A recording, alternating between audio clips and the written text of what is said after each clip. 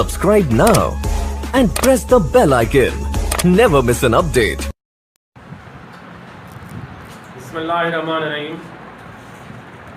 सिंध में खैर हुजे, साईं सदाईं सिंध में खैर हुजे, दिलनि में थोरो बि न मेर हुजे। साईं सदाईं सिंध में खैर हुजे, जेको बि यार जिते हुजे, मोहब्बतनि जो यार अमीर हुजे, दिलनि में थोरो बि न मेर हुजे। हर को पाव हुजे न शेर हुजे, हर को पाव हुजे न शेर हुजे, भाव भाव हुजे किथे न वेर हुजे, दिलनि में थोरो बि न मेर हुजे। साईं सदाईं सिंध में खैर हुजे।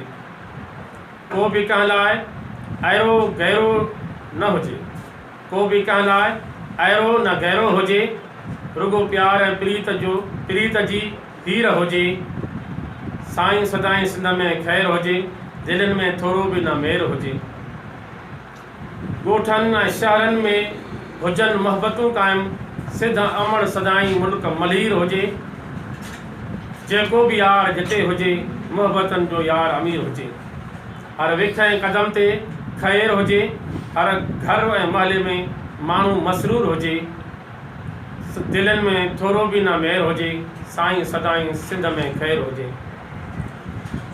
हर को पाव हुजे न शेर हुजे, हर को पाव हुजे न शेर हुजे, भाव भाव हुजे किथे बि न वेर हुजे, मोहब्बतुनि जो यार अमीर हुजे।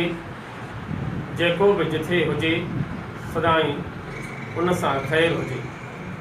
न रुसिजे थोरी ॻाल्हि ते कंहिंसां, न रुसिजे थोरी ॻाल्हि ते कंहिंसां, हर नंढे ऐं वॾे जो सफ़ीर हुजे। किथे बि दोस्तो नावेर हुजे, हुजे त सिर्फ़ु सवेर हुजे, दिलनि में थोरो बि न मेर हुजे। साईं सदाईं सिंध में खैर हुजे। इंजणी रियाज़ शल खैर ई खैर हुजे। असांजे समाज में औरतुनि जो मक़ाम मथेर हुजे। जेको बि चाहे उन ॾे खैर हुजे, दिलनि में थोरो बि न मेर हुजे। साईं सदाईं सिंध में खैर हुजे, साईं सदाईं सिंध में खैर हुजे।